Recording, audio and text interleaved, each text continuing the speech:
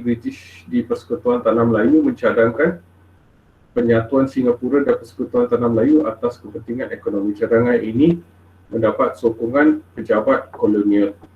Jadi, kamu tengok dekat sini tahun 1960 dan tiba-tiba kamu nampak Pesuruhjaya Tinggi British di Persekutuan Tanah Melayu. Apa maksudnya? Pesuruhjaya Tinggi British di Persekutuan Tanah Melayu, dia pada masa itu dia punya tugas ialah sebagai seorang duta saja, duta dari British. Jadi dia bukan seorang penjajah, tapi cuma seorang duta saja. Kerana pada tahun 1957 Persekutuan Tanah Melayu sudah merdeka dari British. Baik. Cikgu teruskan lagi. Okey. Penduduk tempatan juga mempunyai idea mengenai gabungan ni. Jom kita tengok apa idea mereka. Yang terawal ialah dari tahun 1906, Majalah Al-Imam yang menggesa penyatuan raja dan orang Melayu dalam pendidikan dan pembangunan ekonomi di alam Melayu. Pada tahun 1978 juga ada konsep Melayu Raya dari Nasional Tanah Melayu, dan pemimpin mereka ialah Ibrahim bin Yaakob, Harun Aminur Rashid, Ahmad Mustamam, Ishaq Haji Muhammad atau dikenali sebagai Pak Sakuh, dan Dr. Burhanuddin Al-Hilmi. Jadi idea-idea mereka ialah untuk menggabungkan Tanah Melayu dengan Indonesia yang tidak berhasil apabila Presiden Sukarno mengisytiharkan kemerdekaan Indonesia pada tahun 1945. Okey. Jadi Indonesia mendapat kemerdekaan pada tahun 1945 tanpa melibatkan Tanah Melayu. Pada tahun 1955, Tuanku Abdul Rahman dalam ucapan persidangan Agung UMNO mencadangkan Singapura, Sarawak, Sabah dan Brunei menyertai Persekutuan Tanah Melayu. Itu cadangan dari Tuanku Abdul Rahman pada tahun 1955. Okey, pada tahun 1958 setelah Tanah Melayu mendapat kemerdekaan dari British, Datuk Mustafa Datuk Harun, iaitu pemimpin dari Sabah, bertemu dengan Tuanku Abdul Rahman di KL pada tahun 1958 untuk menyatakan minat untuk membawa Sabah bergabung dengan Persekutuan Tanah Melayu. Okey, dan seterusnya pada tahun 1960, Tuanku Abdul Rahman memaklumi Lord Perth bahawa beliau berminat untuk bergabung dengan Sarawak, Sabah, Brunei dan Singapura. Okey, seperti yang kamu tahu, Persekutuan Tanah Melayu sudah merdeka. Jadi bila Tuanku Abdul Rahman nak menggabungkan Sarawak, Sabah, Brunei dan Singapura, dia mesti kena menghubungi pihak British. Sebab tanah-tanah itu merupakan tanah jajahan dari British. Okey, baik. Apakah rasional idea pembentukan Malaysia? Okey. Kenapa ini merupakan idea yang baik untuk menubuhkan Persekutuan Malaysia? Okey, satunya ialah aspek keselamatan. Okey, seperti yang kamu cikgu dah terangkan tadi, ancaman komunis memang sangat tinggilah, terutamanya selepas Jepun meninggalkan Tanah Melayu. Okey. Jadi di Singapura menggugat keselamatan Persekutuan Tanah Melayu, Tuanku Abdul Rahman menganggap Singapura akan menjadi pusat kegiatan komunis. Dan langkah penyatuan dengan Singapura dapat memberikan kuasa kepada kerajaan persekutuan dalam keselamatan dan pertahanan.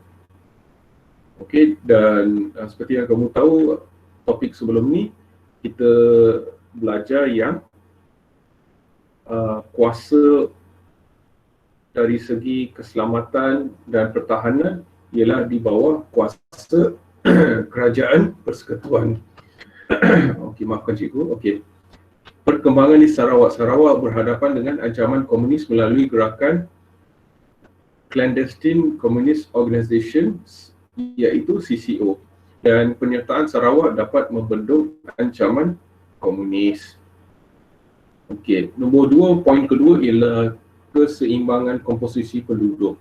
Keputusan untuk menerima Singapura dalam persekutuan akan mewujudkan ketidakseimbangan komposisi penduduk antara orang Melayu dengan orang Cina, dan perkara ini dibimbangi oleh Tunku Abdul Rahman dan pemimpin UMNO. Jadi penggabungan Sarawak, Sabah dan Brunei akan sedikit sebanyak menyeimbangkan komposisi antara kaum. Okey, bagi pihak British, ini point of view British pula. Bagi pihak British, pembentukan Malaysia boleh merealisasikan dekolonisasi serta mempercepat kemerdekaan wilayah Borneo iaitu Sabah dan Sarawak. Jadi British pada masa itu, British mana-mana tanah jajahan British tu, British cuba untuk memberi mereka peluang untuk berkerajaan sendiri, iaitu diorang punya plan untuk dekolonisasi. Okay, next ialah pembangunan wilayah. Okay, penyertaan Persekutuan Tanah Melayu, Sarawak, Sabah, Singapura dan Brunei bertujuan agar wilayah ini dapat bersatu dalam usaha mempercepat pelbagai bidang pembangunan. Okey, pembentukan Malaysia boleh meningkatkan taraf hidup peribumi dalam pelbagai aspek. Okey, seperti yang kamu tahu, dekolonisasi ialah proses ke arah berkerajaan sendiri. Okey, Pesuruhjaya Tinggi. Tadi cikgu dah terangkan kan pada tahun 1960 ada Pesuruhjaya Tinggi Persekutuan Tanah Melayu. Apa maksudnya? Ialah nama gelar jawatan yang disandang oleh Ketua Perwakilan Negara dalam kalangan negara Commonwealth. Jawatan ini setara dengan duta.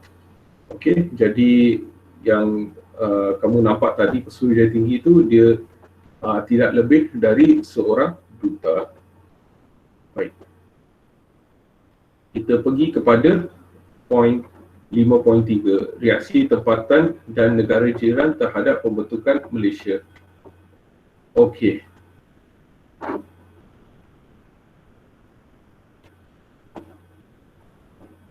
Okey, baik. Kamu kena faham ya, mana satu tempatan dan mana satu negara jiran. Tempatan ialah wilayah-wilayah yang ada plan untuk nak membentuk satu gagasan ya, bernama Malaysia. Jadi Persekutuan Tanah Melayu memang ada, jadi Sarawak pun memang plan untuk nak membentuk gagasan Malaysia, Sabah pun ada plan untuk nak membentuk gagasan Malaysia, Singapura pun ada plan dalam tu dan Brunei pun ada plan dalam tu.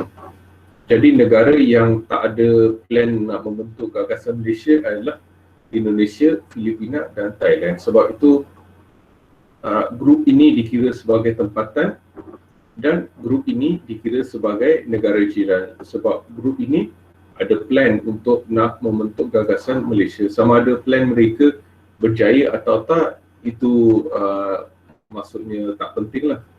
Yang penting ialah kita consider grup ini sebagai reaksi tempatan.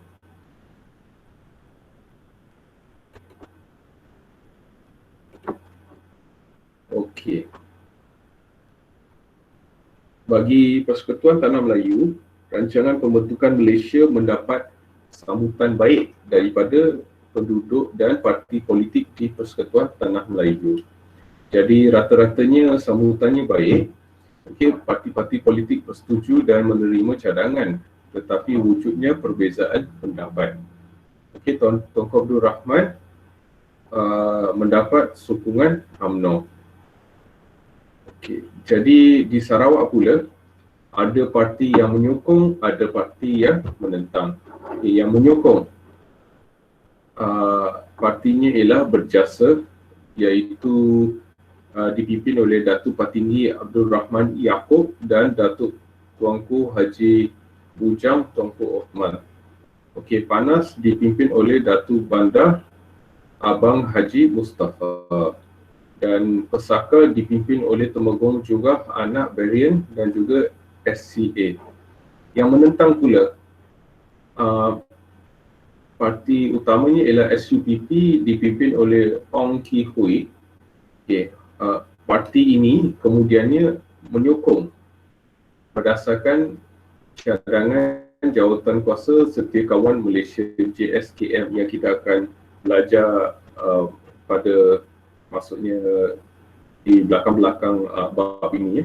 Okey, SNAP diketuai oleh Stephen Kalom Ningkan. Okey, Sabah ada yang menyokong, ada yang menentang. Okey, yang menyokong parti UNKO, parti USNO. Okey, yang dipimpin oleh Datuk Mustafa, Datuk Harun. Okey, kalau contohnya kamu rasa pernah dengar nama Datuk Mustafa, Datuk Harun, memang betul kamu pernah dengar. Dekat atas ni ada, nampak ni? Datuk Mustafa, Datuk Harun pada tahun 1958 datang untuk bertemu dengan Tuanku Abdul Rahman di Kuala Lumpur untuk menyatakan minat untuk membawa Sabah bergabung dengan Persekutuan Tanah Melayu. Jadi di sana kamu dengar namanya, dengan nama Datuk Mustafa, Datuk Harun. Okey, yang menyokong Esok Mamogan, Sabah Chinese Association dan Sabah Alliance. Okey, yang menentang ialah pemimpin dan penduduk di Sabah. Okey, mereka melahirkan keinginan untuk mendapatkan kemerdekaan secara berasingan atau membentuk sebuah kesatuan negeri-negeri Borneo yang merdeka. Dan kebanyakan penduduk Sabah menganggap tanah Melayu ini terasing seperti Indonesia dan Filipina. Jadi mereka rasa sebab KL tu dia sangat jauh dari Sabah.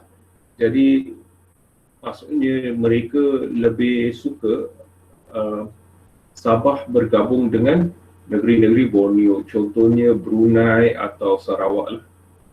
Okey, mereka mempersoalkan keadaan pemimpin tempatan yang perlu menyesuaikan diri dengan kegiatan politik pilihan raya dan berkerajaan sendiri yang sudah diamalkan. Dan jarak antara Sarawak dan Sabah dengan KL juga jauh. Itu memang betul. Okey. Dan yang menentang ialah Barisan Bersatu pada tahun 1961. Okey. Singapura pula yang menyokong ialah People's Action Party PAP yang dipimpin oleh Lee Kuan Yew. Okey, yang menyokong pula ialah golongan pedagang dan pengusaha industri, dan ketiganya Parti Buruh Singapura. Yang menentang pula ialah Parti Rakyat Singapura, Barisan Sosialis yang mengatakan ini merupakan cara baru untuk menjajah Singapura. Dan mereka juga, iaitu Barisan Sosialis pula, mencadangkan agar mendapat pandangan rakyat. Okey, Brunei yang menyokong ialah sultannya, iaitu pada masa itu ya, Sultan Omar Ali Saifuddin dan rakyat Brunei. Yang menentang ialah, yang paling utama ialah Parti Rakyat Brunei di bawah pimpinan AM Azhari. Okey, parti ini dia lebih berminat untuk menggabungkan Brunei, Sarawak, Sabah dan Kalimantan Utara. Dan pembentukan Malaysia merupakan satu cara kerajaan British untuk mengekalkan pengaruh agar dapat menguasai ekonomi dan menjamin keselamatan. Okey, kita dah tahu reaksi tempatan. Okey, jom kita tengok reaksi negara jiran.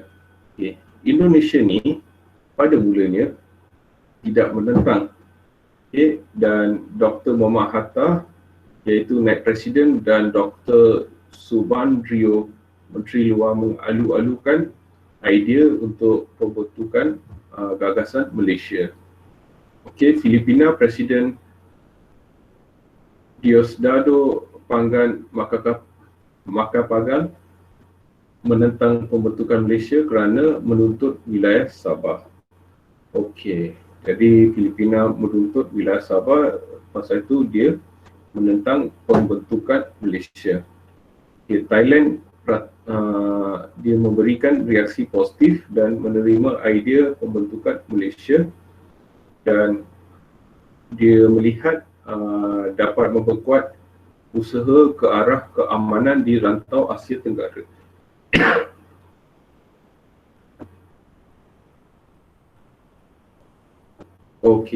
Baik. Ini sesuatu yang kamu kena hafal ya. Parti politik yang ditubuhkan di Sabah dan parti politik menjelang pembentukan Malaysia, parti politik di Sabah.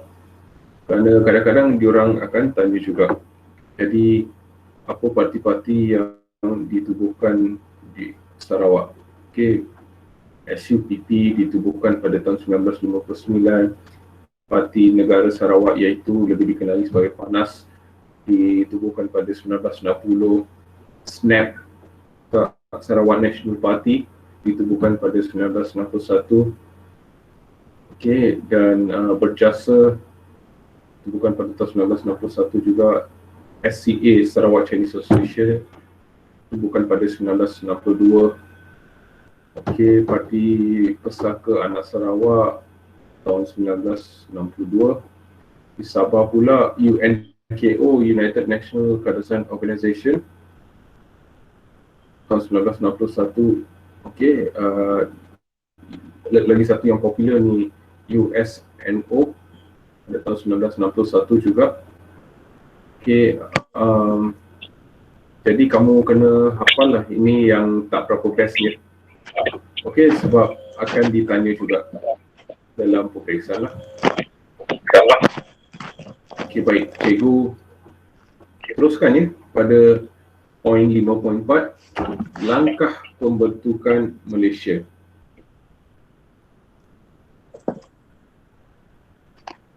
Langkah pembentukan Malaysia. So siri lawatan. First kali bermula pada tahun 1961, Tuanku Abdul Rahman mengadakan lawatan ke Sarawak dan Brunei dengan tujuan untuk meninjau dan bertemu dengan pemimpin tempatan bagi menerangkan idea pembentukan Malaysia. Jadi Tuanku Abdul Rahman memulakan step ini. Next, lawatan pemimpin Sarawak dan Sabah ke Persekutuan Tanah Melayu. Pada Ogos 1962, Datuk Bandar Abang Haji Mustafa, Temenggung juga Anak Bering, Donald Stephens dan Datuk Mustafa Datuk Harun mengadakan lawatan untuk meninjau kemajuan di Persekutuan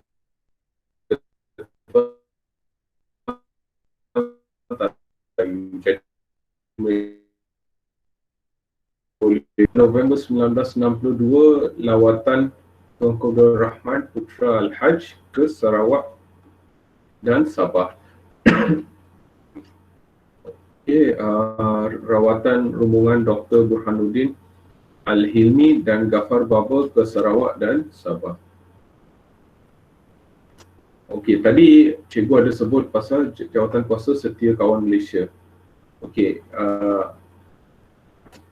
Dalam bahasa Inggerisnya ialah Malaysia Solidarity Consultative Committee, MSCC. Dalam bahasa Melayu, Jawatan Kuasa Setia Kawan Malaysia. Jawatan kuasa ni ditubuhkan ketika persidangan ahli-ahli Parlimen Commonwealth di Singapura pada 23 Julai 1961. Dan jawatan kuasa ini maksudnya persidangan untuk jawatan kuasa ini diadakan 4 kali, iaitu di Jesselton, Kuching, KL dan Singapura. Dan jawatan kuasa ini terdiri daripada wakil pemimpin dari Persekutuan Tanah Melayu, Singapura, Sarawak dan Sabah, dan dipengerusikan oleh Donald Stephens.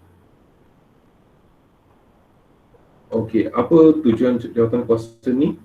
Pertama sekali untuk meyakinkan penduduk Sarawak dan Sabah tentang pembentukan Malaysia.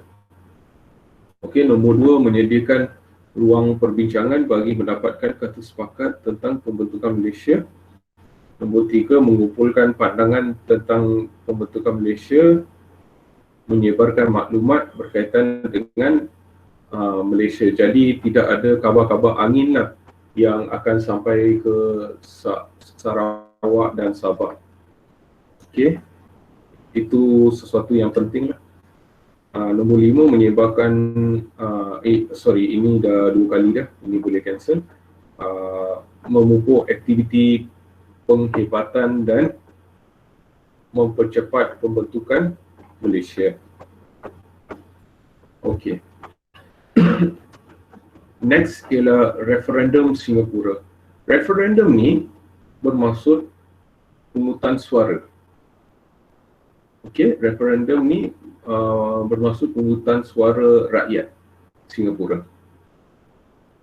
Okey, pada Ogos 1962 hingga September 1962, rundingan antara Kerajaan Persekutuan Tanah Melayu dengan Singapura menghasilkan persetujuan penyertaan Singapura ke dalam Malaysia. Okey. Dan pada September 1962, satu referendum iaitu pungutan suara diadakan di Singapura menyatakan bentuk pilihan Singapura menyertai Malaysia. Dan hasil referendum mendapati rakyat Singapura bersetuju untuk bergabung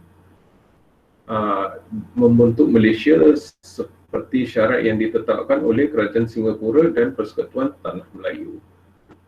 Baik, jadi rata-ratanya rakyat Singapura bersetuju untuk bergabung dengan Persekutuan Tanah Melayu. Okey, itu keputusan referendumnya. Okey, next ialah rundingan London. Rundingan berhubung dengan pembentukan Malaysia diadakan di London antara Kerajaan Persekutuan Tanah Melayu dengan Kerajaan British. Seperti yang cikgu terangkan dekat kamu, Singapura, Sarawak, Sabah dan Brunei bukan maksudnya milik kerajaan tempatan mereka. Itu dikira tanah jajahan British. Jadi Persekutuan Tanah Melayu mesti membuat rundingan dengan pihak British. Okey, dan pihak British pula bersetuju untuk menerbitkan sebuah suruhanjaya bagi meninjau reaksi penduduk Sarawak dan Sabah. Okey, selepas itu Suruhanjaya Cobalt dibentuk secara rasmi pada Januari 1962 dan mengandungi wakil yang dilantik oleh Kerajaan British dan Persekutuan Tanah Melayu. Okey. Namanya ialah Suruhanjaya Cobalt, jadi pengerusinya mestilah Lord Cobalt.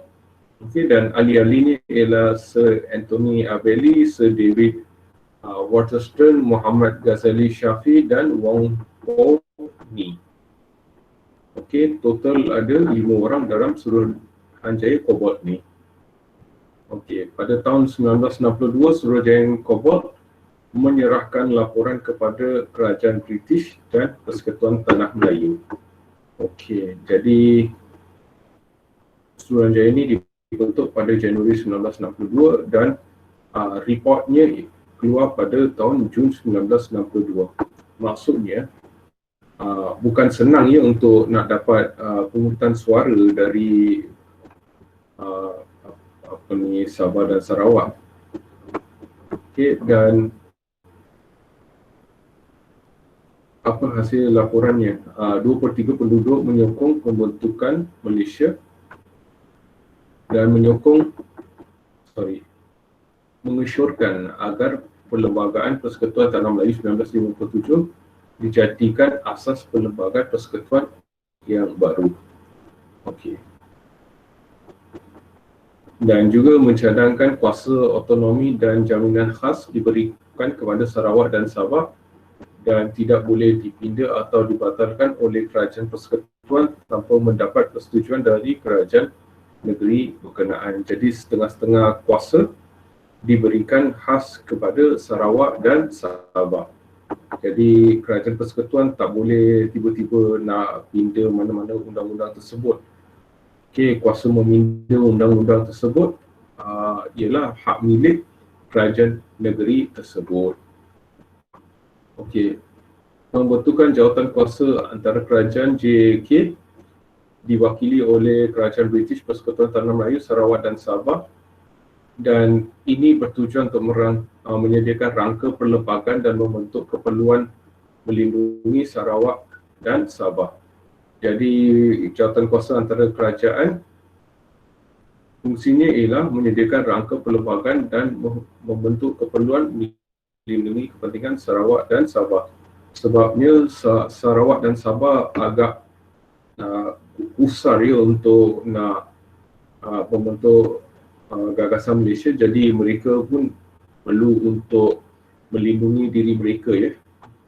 Okay. Jadi jawatan kuasa antara kerajaan ni pengerusinya ialah Lord Lansdowne, iaitu Menteri Tanah Jajahan, di mana pengerusi ialah Tun Abdul Razak Husin, Wakil Sarawak, Ketua Setiausaha Pegawai Negeri, Setiausaha Kewangan Datuk Bandar Abang Haji Mustafa, Temenggung juga Anak Bereng, dan Pengarah Montegray Lim Bien Siu dan Chia Chin Sin. Dan Wakil Sabah ada beberapa orang. Pertama sekali ialah Ketua Setiausaha Pegawai Negeri, Setiausaha Kewangan Datuk Mustafa Datuk Harun, Donald Stephens dan Ku Siap Chiu. Okey, 5 jawatan kuasa kecil dibentuk dari sudut perlembagaan, kewangan, perkhidmatan awam, perundangan dan kehakiman, dan organisasi jabatan. Okey, jawatan ini mengadakan mesyuarat pertama di Jesselton, iaitu nama lama pada Kota Kinabalu, Sabah, pada tahun 30 Ogos 1962. Mesyuarat terakhir diadakan di Kuala Lumpur pada 18 hingga 20 September 1962. Jawatan kuasa ini dia ada mengusulkan beberapa perkara. Okey, ada 18 perkara bagi Sarawak dan 20 perkara bagi Sabah. Agak banyak ya. Okey. Antaranya termasuk Islam ialah agama rasmi Persekutuan Malaysia, tapi dikecualikan kepada Sarawak dan Sabah. Bahasa Malaysia merupakan bahasa rasmi Persekutuan Malaysia, tapi bahasa Inggeris juga digunakan sebagai bahasa rasmi di Sarawak dan Sabah. Okey. Sistem pendidikan dikekalkan di bawah kawalan Kerajaan Persekutuan kecuali di Sarawak dan Sabah. Sistem pendidikan di Sarawak dan Sabah kekal di bawah kawalan kerajaan negeri sehingga Majlis Negeri membuat pindaan. Jadi sebab itu bidang kuasa kerajaan negeri. Dalam Parlimen Malaysia, 24 kerusi hendaklah diperuntukkan pada Sarawak, 16 kerusi pada Sabah dan 15 kerusi pada Singapura. Kuasa immigration terletak di bawah Kerajaan Persekutuan, tetapi Sarawak dan Sabah diberi kuasa tersendiri untuk mengendalikan hal ehwal immigration. Okey, Sarawak dan Sabah diberi kuasa tersendiri untuk mengendalikan hal ehwal immigration. Okey, ni information untuk kamu. JSKM dikenali sebagai Jawatan Kuasa Perundingan Perpaduan Malaysia. Okey, referendum, benda ni kamu kena ingat, pungutan suara rakyat berhubung dengan sesuatu dasar politik dan sebagainya. Jadi referendum ni automatik kamu ingat pungutan suara. Okey, pungutan suara rakyat. Baik, 5.5.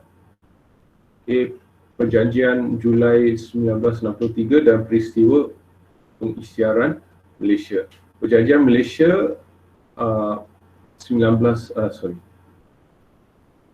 Perjanjian Malaysia atau Malaysian Agreement MA 63 ditandatangani oleh Kerajaan British, Persekutuan Tanah Melayu, Sarawak, Sabah dan Singapura. Jadi inilah parti-parti yang akan membentuk satu gagasan Malaysia. Okey, dan tantangan ni pada tahun 9 Julai 1963. Okey, Intipati Perjanjian Malaysia ialah tarikh pembentukan Malaysia adalah 31 Ogos 1963. Jadi betul-betul 6 tahun selepas penubuhan tarikh kemerdekaan Persekutuan Tanah Melayu. Okey, itu plan dia lah. Okey.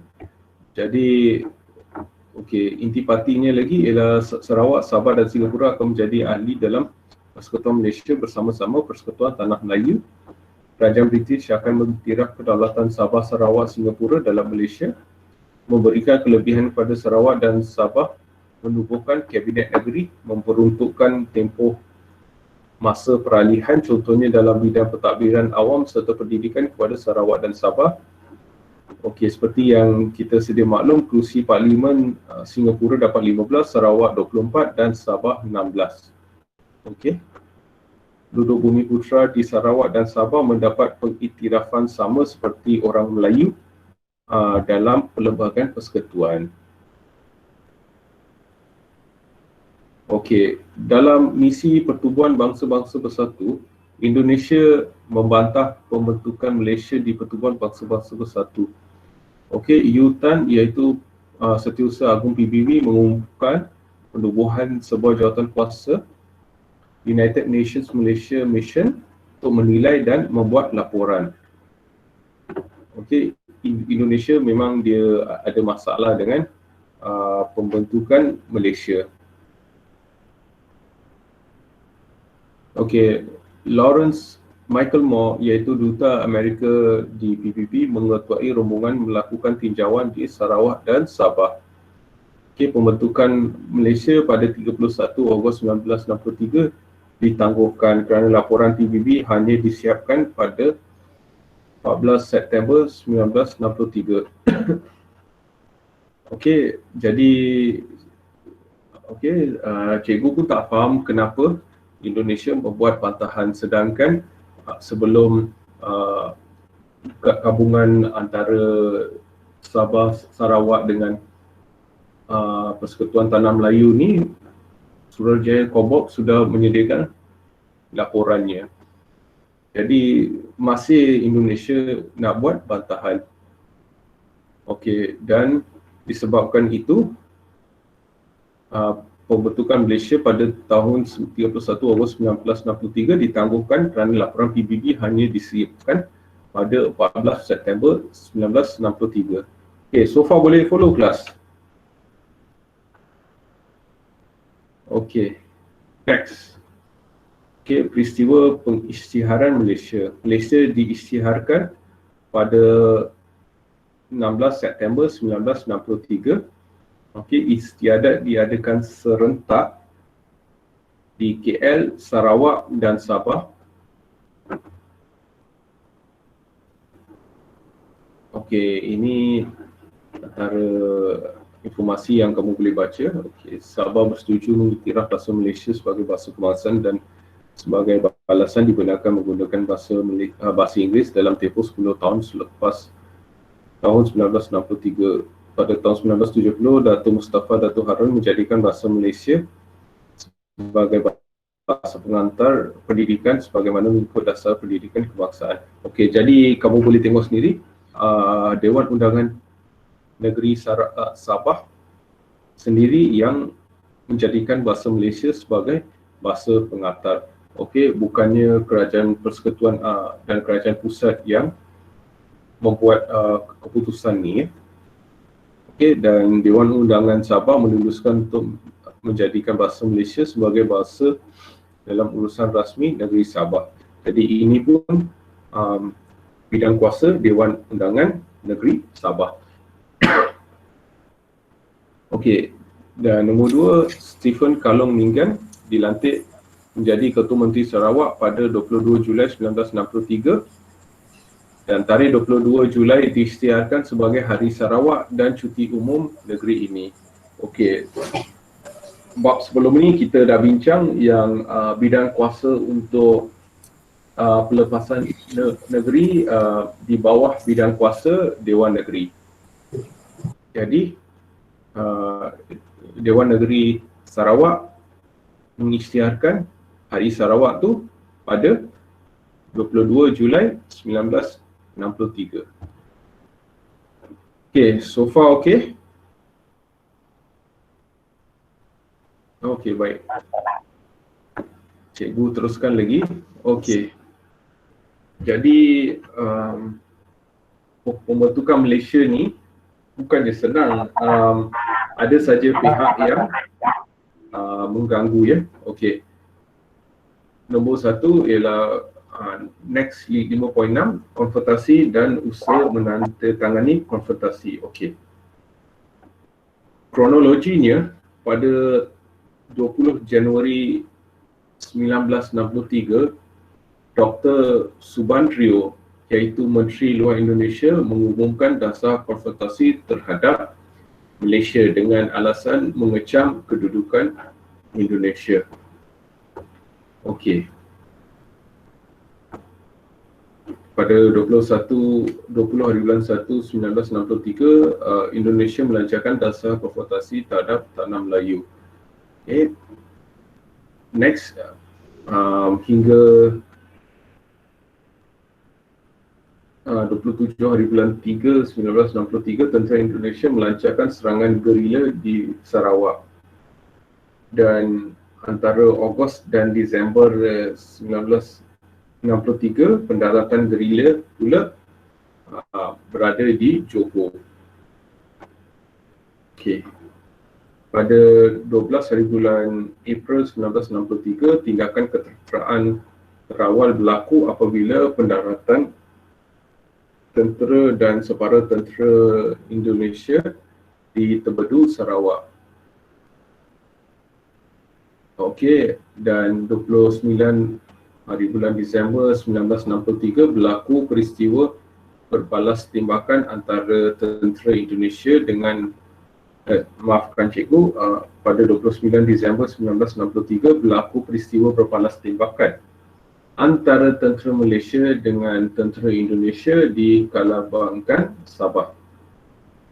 Dan pada 2 September 1964 berlaku peristiwa pendaratan seramai 30 orang gerila Indonesia di Labis, Johor.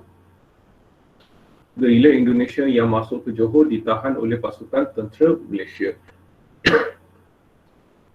Okey, so bila perkara ni dah melampau sangat, jadi Dr. Ismail Abdul Rahman membawa isu serangan ni ke Majlis Keselamatan PBB.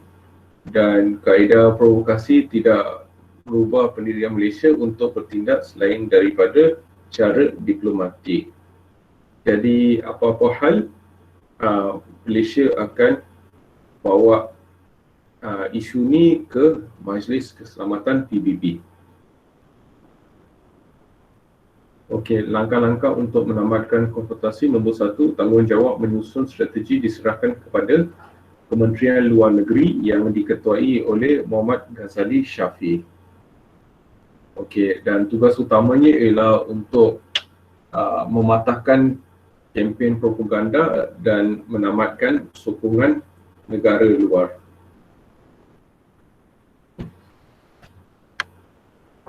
Okey, jadi kronologinya pada tahun 1963 usaha awal untuk menamatkan konfrontasi dilakukan oleh U Tan. U Tan ni siapa? Kita pergi balik dekat atas.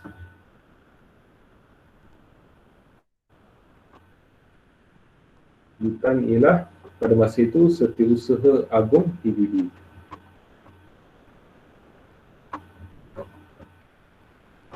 Okey, usaha awal menamatkan konfrontasi ini dilakukan oleh U Tan. Beliau mengutus wakilnya iaitu C.V.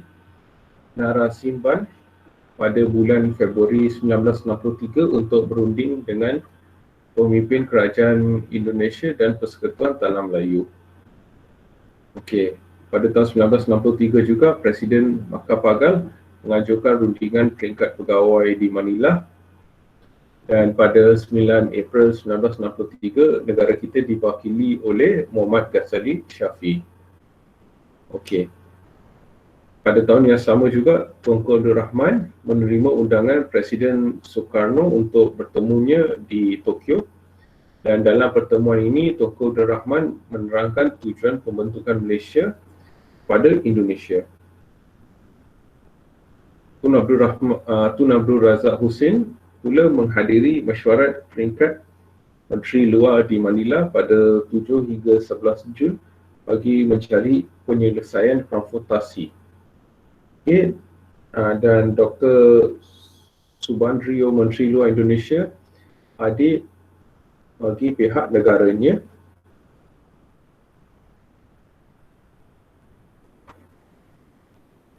Pada tahun 1963 juga, Tunku Abdul Rahman menghadiri mesyuarat bersama-sama Presiden Soekarno dan Presiden Macapagal di Manila pada 31 Julai hingga 5 Ogos 1963. Hasil penting ialah penerimaan kerajaan Indonesia dan Filipina terhadap pembentukan Malaysia selepas penilaian PBP dibuat terhadap Sarawak dan Sabah. Okey. Pada tahun 1964, rundingan antara Malaysia, Indonesia, Filipina melibatkan 2 persidangan peringkat menteri di Bangkok dan 1 persidangan muncak di Tokyo. Okay, dan peranan utama dimainkan oleh Tanat Koman, iaitu Menteri Luar Thailand menganjurkan pertemuan dengan Menteri Luar Indonesia. Okay, next. Pada tahun 1965, peralihan kepimpinan di Indonesia pada 30 September menamatkan konfrontasi, dan Jeneral Suharto melantik Jeneral Ali Mortopo dan Adam Malik untuk berunding bagi tujuan untuk menamatkan konfrontasi dari pihak Indonesia. Tahun 1966, Kerajaan Indonesia mengumumkan penamatan konfrontasi pada 4 Ogos 1966. Okay, dan Tun Abdul Razak Husin menandatangani perjanjian persetujuan normalisasi hubungan Indonesia-Malaysia di Jakarta pada 11 Ogos 1966. Okay, dan di bawah ni ada gambar majlis menandatangani perjanjian persetujuan normalisasi antara Tun Abdul Razak Husin dengan Adam Malik, yang disaksikan oleh Jeneral Suharto, yang diadakan di Jakarta, Indonesia. Jadi inilah cerita pembentukan Malaysia. Okey. Terminologi untuk kamu. Neokolonialisme merupakan perluasan pengaruh politik oleh sesebuah kuasa besar terhadap negara lain. Okey, baik. Okey, sebagai rumusan kita pergi balik dari mula, cikgu terangkan secara ringkas untuk merumuskan topik ni. Okey. Jadi seperti yang kita sedia maklum, idea gagasan Malaysia ni dimulakan dan dicadangkan oleh Tunku Abdul Rahman, dan beliau punya idea ialah penggabungan Persekutuan Tanah Melayu dengan Sarawak, Sabah, Singapura dan Brunei untuk merdeka dalam satu sistem kerajaan persekutuan.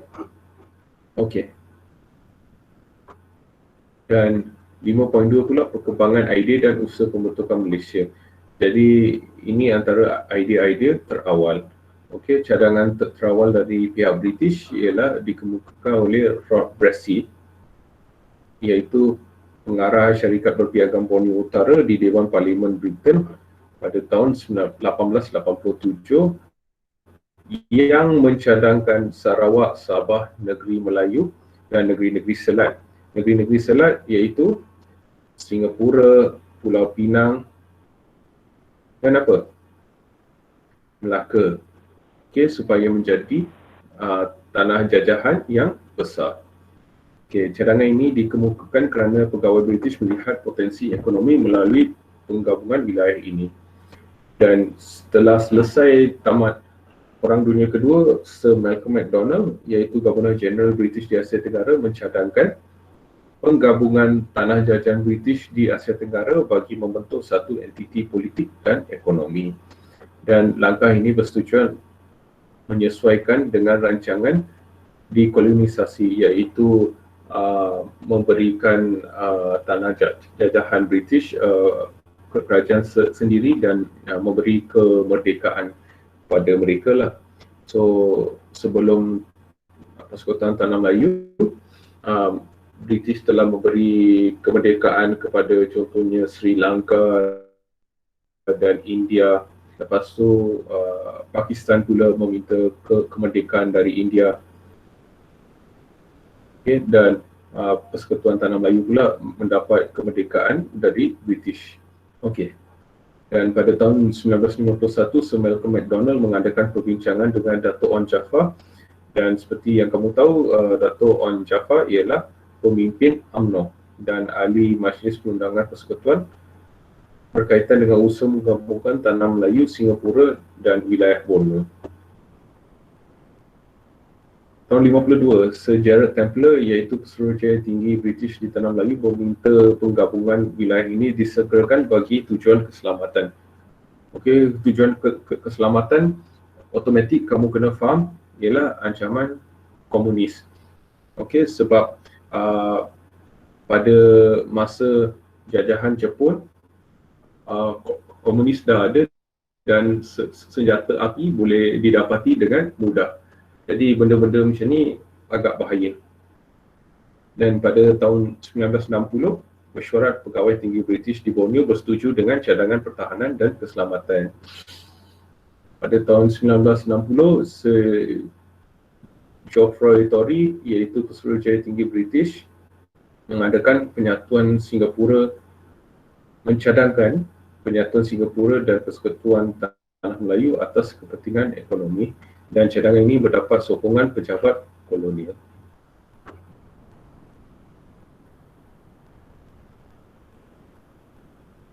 Okey, dan idea penduduk tempatan, okey, yang lebih penting ialah ini 1938, konsep dari Nasional Tanah Melayu, okey, untuk menggabungkan Tanah Melayu dengan Indonesia yang tidak berhasil apabila Presiden Sukarno mengisytiharkan kemerdekaan Indonesia pada tahun 1945 tanpa melibatkan Tanah Melayu.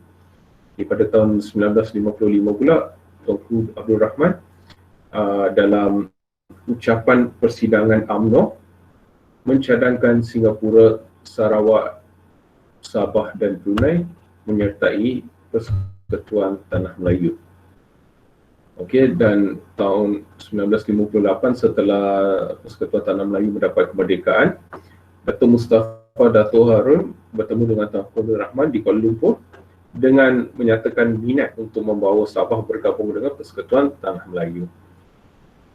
Dan pada tahun 1960, Tunku Abdul Rahman memaklumkan Lord Perth bahawa beliau berminat untuk bergabung dengan Sarawak, Sabah, Brunei dan Singapura.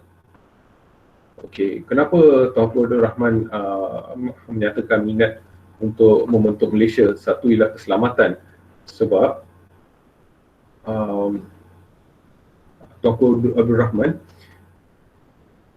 menganggap Singapura akan menjadi pusat kegiatan komunis, dan langkah penyatuan dengan Singapura dapat memberikan kuasa kepada kerajaan persekutuan dalam bidang keselamatan dan pertahanan. Dan di Sarawak pula ada ancaman komunis juga. Okey, namanya ialah Clandestine Communist Organisation, CCO. Dan penyertaan Sarawak dapat membendung ancaman komunis. Sebabnya ialah kerajaan persekutuan boleh bantu untuk membendung ancaman komunis. Okey, nombor dua ialah ketidakseimbangan komposisi penduduk. Simple, sebab keputusan untuk menerima Singapura dalam Persekutuan Malaysia akan mewujudkan ketidakseimbangan komposisi penduduk antara orang Melayu dengan orang Cina, dan penggabungan Sarawak dan Sabah dan Brunei dapat menyeimbangkan komposisi antara kaum. Dan nombor 3, untuk British senanglah, sebab British kan dalam proses dekolonisasi. Jadi British boleh bagi kemerdekaan serentak ya kepada Sarawak, Sabah, Singapura dan Brunei. Jadi untuk British lagi senang. Okey, dan pembangunan wilayah. Okey, penyertaan Persekutuan Tanah Melayu, Sarawak, Sabah, Singapura dan Brunei bertujuan agar wilayah ini dapat bersatu dalam usaha mempercepat pelbagai usaha pembangunan dan pembentukan Malaysia boleh meningkatkan taraf hidup pribumi dalam pelbagai aspek. Okey, seperti yang cikgu terangkan dekat kamu tadi, mengenai reaksi awal tempatan ialah wilayah-wilayah yang berminat untuk membentuk gagasan Malaysia, iaitu Persekutuan Tanah Melayu, Sarawak, Sabah, Singapura dan Brunei. Dan negara jiran ini ialah Indonesia, Filipina dan Thailand. Okey, baik. Okey, kamu boleh baca balik ya pasal pihak mana yang menyokong dan pihak mana yang menentang penumpuhan Malaysia. Okey, Persekutuan Tanah Melayu rata-ratanya menyambut baik. Okey, tapi di Sarawak, Sabah, Singapura, Brunei ada yang menyokong, ada yang menentang.